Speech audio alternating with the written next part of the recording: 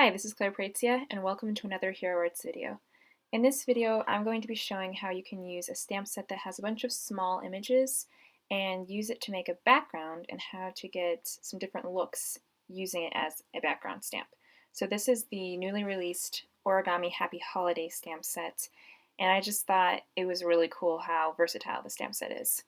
So to get started, I wanted to point out that when I'm stamping these images, I am using a stamp placement tool. This is the MISTI. You don't have to have this tool. Technically, I don't even need it for this project. It just made things a little bit easier. But if you do have it, it'll make things easier. If you don't, Hero Arts has a very large acrylic block that will completely cover an A2 card front. And even if you don't have that, you can always stamp them individually. It will just take a little more time. So this tool is not necessary, just wanted to point that out. Just will make things a little bit quicker, especially when you're mass producing. So when I'm arranging all these small images, I'm kind of following the acetate sheet to the right there. It's got all the images kind of arranged pretty nicely, so I'm kind of following that pattern. And then I am going to pick up those stamps with the door of the MISTI, and then I'm going to add some anti-static powder to the front of that card base, stamp it up or ink it up in Versamark, then stamp it, and then cover it with some Hero Arts Gold embossing powder. Before I remove those images to kind of fill in the odd spaces later, I do actually stamp or ink up and stamp a watercolor A2 card front to do that second card that you saw at the beginning. Alright, so that will kind of, that helps with the bulk card making, gets a bunch of the images on there all at once, but we still have these little areas that we need to fill in. So you kind of have to be a little strategic about how you do this. So you just got to pay attention to the little open areas you have. See right down there in the bottom right corner, I know it's hard to tell with the Versamark ink, but the fox origami actually fit really well in that area, and then the upper middle, it's kind of a small narrow area, and the diamond image fit really well there.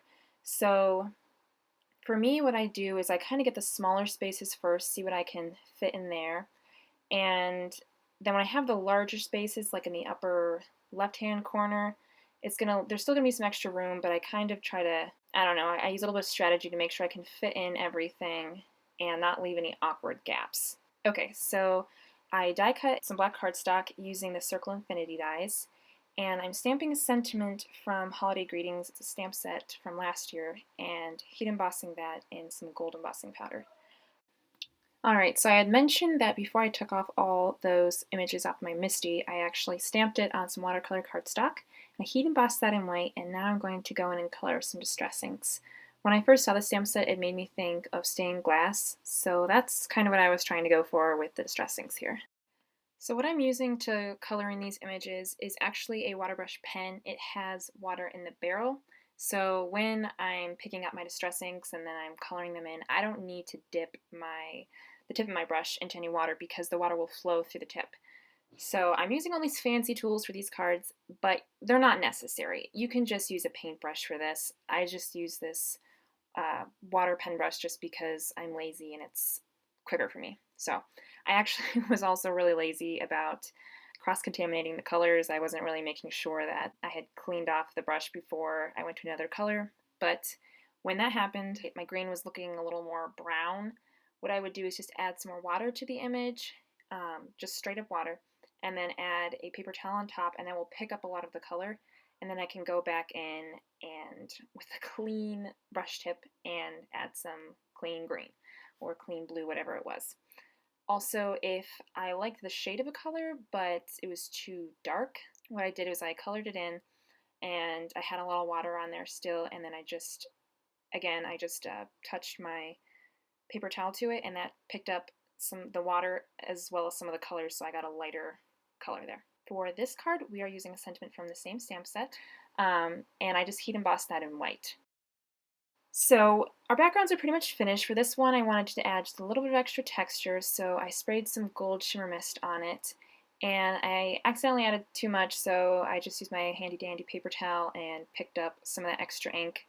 So it dried quicker and it wasn't as blobby, and yeah, mostly because I wanted to dry quicker because I wanted to get this card done. Okay, so now I'm going to adhere that watercolor card front to a watercolor card base, and the reason why I do this whenever I have watercolors is because a lot of time watercolors can kind of warp the cardstock, even if you have really good watercolor cardstock, just because of the water warping paper. I didn't really have that much of a problem with this particular card because the water was kind of spread out evenly and I didn't have to add a ton of it, but it's just kind of what I do whenever, it's my standard whenever I have watercolor cards. So for the sentiment, I cut that out and now I'm adding a little bit of dimensional adhesive. It's very slight though, so you can send this through the mail and you won't have to pay any extra. But for this card, and look at that pretty shine, you will have to add a little bit extra because of the gems, and also when I'm adhering the sentiment down, I'm using foam dimensional adhesive, and that's considerably more than the clear plastic blobs that I use for the other card.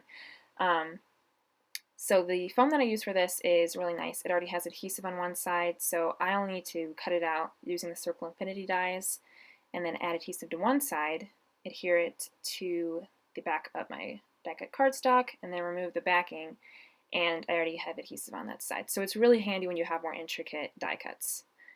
So that finishes up both of those cards. Again, I just wanted to show you how using a stamp set that looks like you would just kind of use them more as focal points or individually by themselves, you can actually use it to create a background, a really gorgeous background, and then you can get different looks.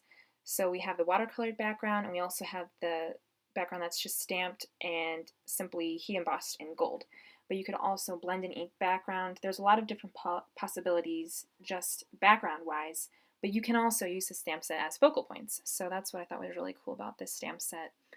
And yep, that finishes up the cards, but I wanted to point out a couple things before I go.